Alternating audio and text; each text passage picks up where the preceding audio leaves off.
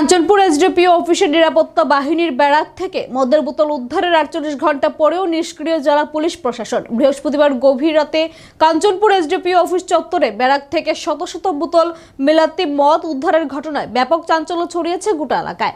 ঘটনার ৪৮ ঘন্টা কেটে গেলেও এখনো পর্যন্ত জেলা পুলিশ সুপার বা উচ্চতর কোনো পুলিশ কর্তৃপক্ষের তরফে দৃশ্যমান কোনো পদক্ষেপ নেওয়া হয়নি, যা নিয়ে প্রশ্ন উঠেছে প্রশাসনের নিরপেক্ষতা এবং দায়বদ্ধতা নিয়ে।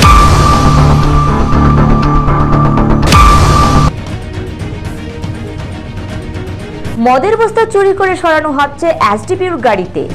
জানা যায় ৫ মে কাঞ্চনপুর থানার পুলিশ দুই জায়গাতে অভিযান চালিয়ে ৩,২২৮ বোতল বিলেতি মদ উদ্ধার করে, পাশাপাশি গাড়ির চালককেও আটক করা হয়।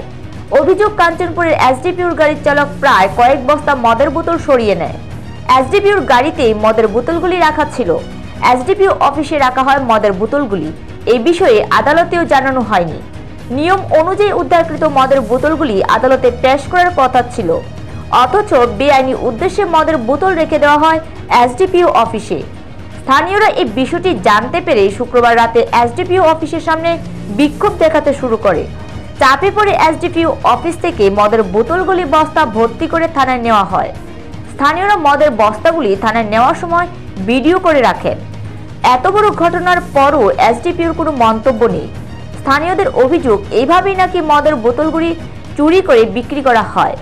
কাঞ্চনপুরে এই বিষয়টি নতুন কিছু নয়, আগেও এমন অভিযোগ উঠেছিল, কিন্তু কারোর বিরুদ্ধে কোনো ব্যবস্থা নেয়নি পুলিশ প্রশাসন। এবারও এমনটাই হচ্ছে বলে স্থানীয়দের অভিযোগ। নিজস্ব প্রতিনিধি রিপোর্ট, এশিয়ান টাইমস।